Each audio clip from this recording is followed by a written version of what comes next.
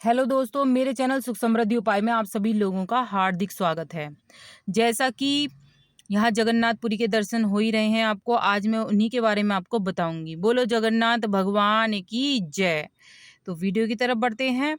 आज मैं सारी बातें बताऊंगी आपको, क्या क्या वहाँ पर है और क्या क्या बहुत सी चीज़ें देखने की हैं और क्या जादुई चीज़ें हैं जो इतिहास से जुड़ी हुई हैं। तो वीडियो के अंत तक बने लगे। वीडियो उपयोगी लगे तो लाइक सब्सक्राइब जरूर करिएगा, जिससे आगे वीडियो आपको मिलती रहें। जगन्नाथपुरी जो मंदिर है वो बहुत ही पुराना मंदिर है। हिंदू की प्राचीन और पवित्र 7 नगरियों में पुरी जो है उड़ीसा राज्य के समुद्री तट पर बसा है। जगन्नाथ मंदिर विष्णु के 8वें अवतार श्री कृष्ण को समर्पित है। भारत के पूर्व में बंगाल की खाड़ी के पूर्वी छोर पर बसी पवित्र नगरी पुरी उड़ीसा की राजधानी भुवनेश्वर से थोड़ी ही दूरी पर है। तो इस तरह से भवपुराणों में इसे धरती का बैकुंठ भी कहा गया है। यह भगवान विष्णु के 4 धामों में से एक है। माना जाता है कि भगवान विष्णु जब चारों धामों पर बसे अपने धामों की यात्रा पर जाते हैं तो हिमालय की ऊंची चोटियों पर बने अपने धाम बद्रीनाथ में स्नान करते हैं। पश्चिम में गुजरात के द्वारिका में वस्त्र पहनते हैं और पुरी में भोजन करते हैं, और दक्षिण में रामेश्वरम में विश्राम करते हैं। द्वापर के बाद भगवान कृष्ण पुरी में निवास करने लगे और बन गए जग के नाथ अर्थात जगन्नाथ। पुरी का जगन्नाथ धाम 4 धामों में से एक है। यहाँ भगवान जगन्नाथ बड़े भाई बलभद्र और बहन सुभद्रा के साथ विराजते हैं। इस मंदिर के पीछे एक कथा है, वो आपको मैं सुनाती हूँ। इस मंदिर के बनने से जो जुड़ी कथा है उसमें क्या बताया गया है कि भगवान जगन्नाथ की नीलमणि से जुड़ी मूर्ति वृक्ष के नीचे मिली थी। मालवा नरेश को यही मूर्ति सपने में दिखी थी। तब उस राजा ने भगवान विष्णु की तपस्या की। विष्णु जी ने राजा को बताया कि पुरी में समुद्र तट के किनारे लकड़ी मिलेगी, उसी से मूर्ति बनवाएं। राजा ने ऐसा ही किया। उन्हें कारीगर के रूप में विश्वकर्मा से मिले।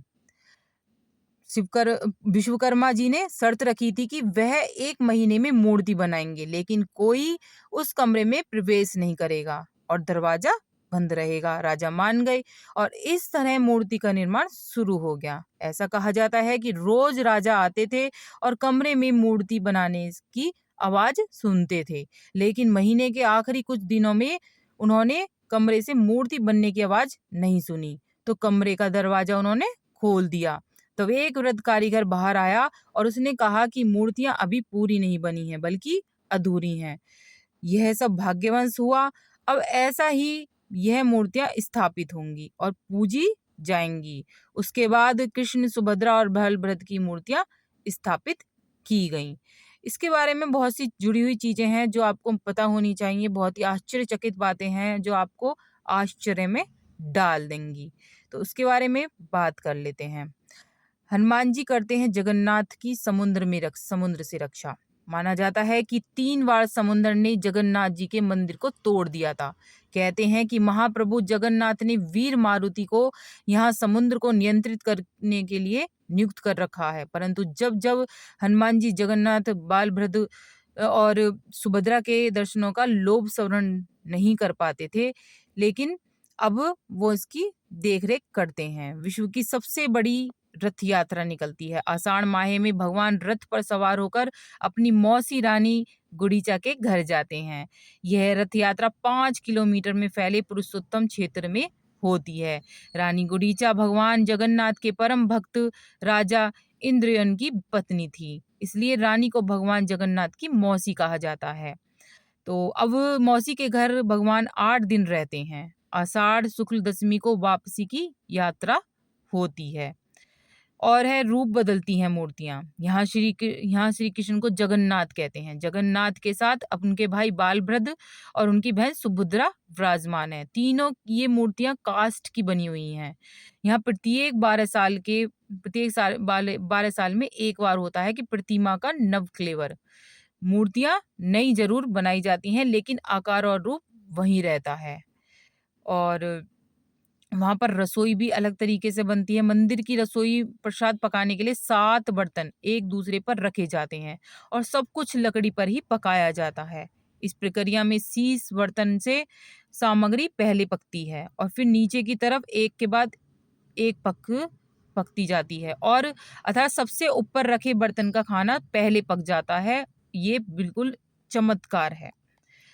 समुद्र की जो ध्वनि है, आवाज है, समुद्र के सिंह द्वार में पहला कदम प्रवेश करने पर ही मंदिर के अंदर से, अगर आप सागर द्वारा निर्मित किसी भी ध्वनि को नहीं सुन सकते, आप मंदिर के बाहर से एक ही कदम पार करें, तब आप इसे सुन सकते हैं। इसे शाम को स्पष्ट रूप से अनुभव किया जा सकता है। जो गुंबद है मंदिर की, वहां पर पक्षी बिल्कुल भी आपको उड़ते हुए नहीं नजर आएंगे। उसके ऊपर में विमान नहीं उड़ाया जा सकता। मंदिर के शिखर के पास पक्षी उड़ते नहीं नजर आते। जबकि देखा गया है कि भारत के अधिकतर मंदिरों के गुंबदों पर पक्षी बैठ जाते हैं, यहाँ आसपास भी नजर बिल्कुल भी नहीं आती। दुनिया का सबसे बड़ा रसोई घर है यहाँ पर। 500 रसोइये लग रहे हैं, 300 सहयोगी लग रहे हैं भगवान जगन्नाथ का प्रसाद बनाने के लिए। 20 लाख भक्त कार्य करते हैं यहाँ पर, और कहा जाता है कि मंदिर में प्रसाद कुछ हजार लोगों के लिए ही क्यों ना बनाया गया हो, लेकिन इससे लाखों लोगों का पेट भर सकता है। मंदिर के अंदर पकाने के लिए भोजन की मात्रा पूरे वर्ष के लिए रहती है। प्रसाद की एक भी मात्रा कभी भी व्यर्थ भी नहीं जाती। हवा की जो दिशा है वो भी अलग ही चलती है वहां पर। सामान्य दिनों के समय हवा समुद्र से जमीन की तरफ आती है और शाम के दौरान इसके विपरीत, लेकिन पुरी में इसका उल्टा होता है। अधिकतर समुद्री तटों पर जो आमतौर पर हवा समुद्र से जमीन की ओर आती है, लेकिन यहाँ जमीन से समुद्र की ओर आती हैं। यहाँ बिल्कुल अलग ही तरह का देखने को मिलता है। पुरी में किसी भी स्थान से आप मंदिर के शीश पर लगे सुदर्शन चक्र को देखेंगे तो वह आपको सदैव आपको ऐसा लगेगा जैसे कि सामने ही लग रहा है। इसे नील चक्र भी कहते हैं। यह अष्टधातु से निर्मित है और अति पावन और पवित्र माना गया है। वीडियो उपयोगी लगे तो लाइक सब्सक्राइब जरूर करिएगा, जिससे आगे वीडियो मिलती रहे।